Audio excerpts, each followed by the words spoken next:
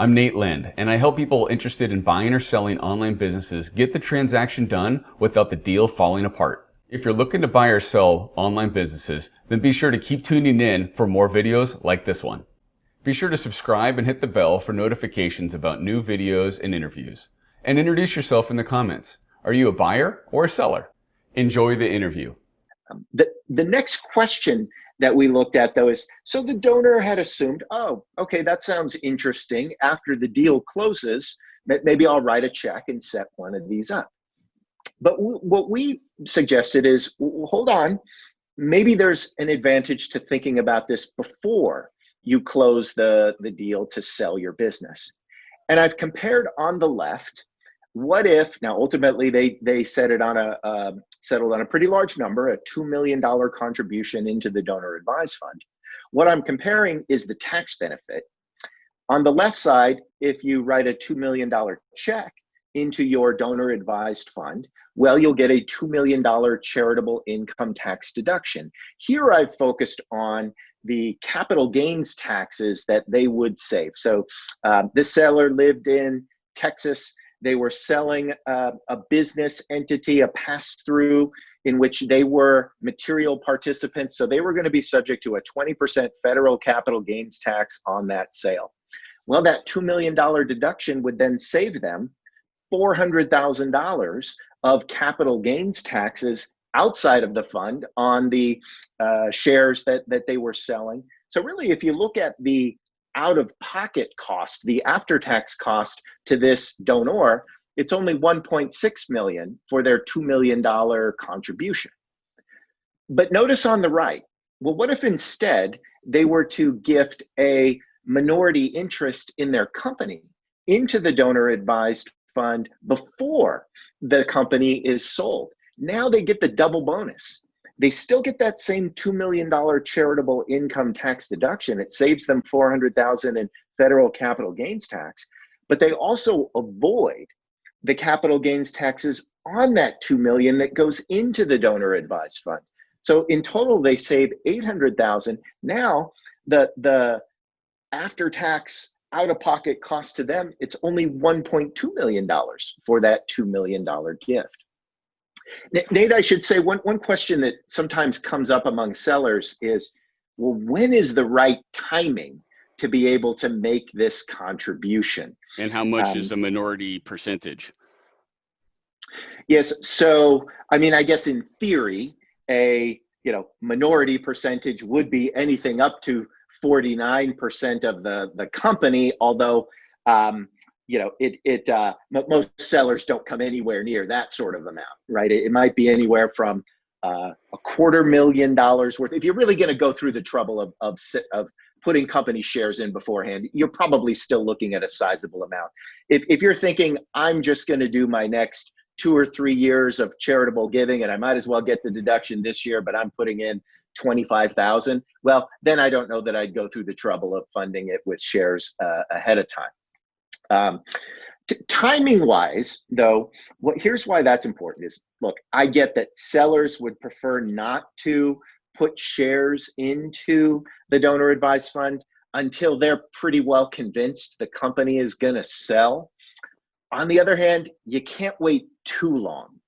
Right? If you've basically gone through all of your due diligence, you've finalized all your documents, and the wire's going to hit tomorrow, that's too late. The IRS might challenge that and say, you know what, Mr. Seller, I know the money isn't coming till tomorrow, but you already sold your company, so you're not going to get all these tax benefits we've discussed. The sweet spot is typically after you've signed a non-binding letter of intent to sell your business, which is how most of them are drafted, but before you've signed your definitive purchase agreement. So you've signed an LOI and you're in due diligence, and now maybe tomorrow you're going to sign your final paperwork. That's the time to make sure these shares are already in the donor advised fund. Okay, that's good to know from a timing perspective, because there's a period of time between those two events that they've got to get this done. Yeah, that's true. That's true. The next goal, our seller was interested in sharing some of this good fortune with their children. So they were going to do a couple of things. One, make annual gifts to their children and grandchildren, but there was the opportunity to do more. And it turned out in this case, the asset that might make some sense to move off of their balance sheet and outside of their estate for the future, it wasn't the shares of the company before the transaction. In this case, it was that equity rollover stub with the tremendous upside potential. That was really the good asset to look at for some trust planning for their kids. Now, on the advice of their trust and estate attorney, they ultimately decided to basically sell a 50% interest in that equity rollover stub to a trust that would be set up for their kids and grandkids that would be outside of their estate. Now, that trust has a terrible name. It's called an intentionally defective grantor trust. But what that is, it's a trust, again, outside of the donor's estate, benefits kids and grandkids, but the donor continues to pay the income tax bill on behalf of the assets inside of the trust. Now, that doesn't create new taxes. It just means if there are interest, dividends, capital gains, well, the seller is going to pick up the check, almost like they were picking up the tab if they were taking their kids out to dinner. Here, they're just picking up the tab when it comes to April 15th and paying the tax check. But that's a good thing because it allows those assets to continue to grow outside of the estate without having to pay their own freight when it comes to the annual capital gains and interest and dividend taxes. Now, the sale of that 50% interest, I know that's a little complicated and I'll explain it, but I'm not expecting anyone to memorize how that sort of a transaction works. Really what that means is, okay, they were moving a $3 million interest in that equity rollover piece into a trust for the benefit of their kids. And in doing that, it was divided essentially into two pieces. A $300,000 gift, which they would never get back, and the rest was really a loan. They were loaning $2.7 million worth of that equity rollover that they were going to get paid back in 9 years. Now, in the meantime, the trust would have to pay interest only on that loan and ultimately the balloon payment of $2.7 million of principal. If everything worked according to plan and they were able to get that 5-year second bite at the apple where that equity interest had doubled in value, in the very lower right-hand corner, you see the net of this is $3.3 million would stay in this trust for the benefit of their kids and grandkids, but they only would have used their lifetime gift exemption up to $300,000. So it's a really highly leverageable technique here. Anyway, for a seller, here's what I think sellers are really interested in is not how the heck does this work, it's what does it accomplish? And that's again where a wealth manager like Bernstein can be helpful is by quantifying the value of these kinds of planning decisions. So here's what I've done. On the left in scenario A, I've quantified what if the business owner does none of the charitable or estate planning prior to the transaction. They sell their business, live off of the proceeds for the next 30 years.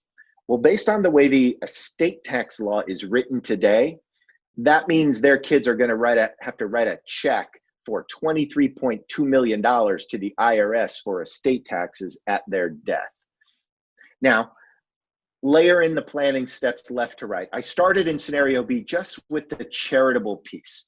So if they were to make that $2 million contribution into the donor advised fund, well, over the course of the next 30 years, it's going to make grants year after year to the charities that they care about. Let's say it pays out 5% of its assets each year. Well, if I add up all of those annual grants plus what's left in the donor advised fund 30 years from now, that $2 million contribution today is going to accomplish $8.6 million worth of good to charity.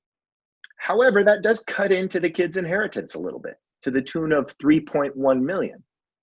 So how do you overcome that? Well, let's just go all the way to the right, scenario D. If they do the annual gifts after the transaction and this sale of the half interest in the equity rollover piece, now the kids get both the teal and the purple. So even after essentially accomplishing $8.6 million worth of good for charity, the kids still get $14.3 million more after estate tax than if they had done no planning whatsoever. Again, the whole point over here is if you're likely selling your company for a price that's going to be well above what you need to cover your own lifestyle, and you may well be subject to a big estate tax bill down the road, there might be a window of opportunity to do some additional planning. So you definitely want to have that conversation before you go ahead and sell the company and the wire hits, and then you wonder, well, what should I do now? Well, one last slide I'll share, Nate, which is, how we think about right sizing the different pools of capital and investing those different pools of capital in order to achieve the different objectives that the seller has laid out. And I really stacked them from bottom to top here. So the idea is the additional funds after the tax deduction that will be due next April 15th on the sale of the business, plus the money that's set aside to buy the ski condo, $4 and $3 million. Each of those is going to be invested very conservatively, just in cash, not an area you'd want to take a lot of risk. Moving up the ladder, the core capital we already talked about would be invested in that moderately conservative 40 stock, 60 bond kind of risk profile. But as I move further up and we get to those surplus funds that the seller isn't going to need to touch in their lifetime, maybe those should be invested for the time horizon and the tolerance of risk of the ultimate beneficiaries, the kids, the grandkids, the charities. So you can take a little bit more of a multi-generational approach, maybe have some more equity-oriented portfolios there. So look, with that, if you don't mind, Nate, I would make the offer to you, if any of your clients, your sellers would be interested in having this type of work customized to their specific situation, if they're struggling with any of these questions, we'd be delighted to do this kind of analysis, this kind of work for you. Yeah, so a couple questions just, in light of that, they're probably going to want to know how quickly can this analysis be done, because they're dealing with, offers and that sort of stuff at this point in time as well. And they may also just be curious, what's the upfront cost, and, and then what's the, what are they looking to invest in this, over time with you guys? Sure. So Chris, why don't you do the timing, and then I'll talk the cost a little bit. So perfect. So timing wise, sometimes, Nate, we're dealing with someone who is 6 to 12 months in advance of selling their company, and time is not an issue. And in those cases, it does take us a little bit of time to put together the analysis, normally a couple of weeks. And so if there isn't that urgency, we'd ask for that kind of a time frame. That said, that's not always possible.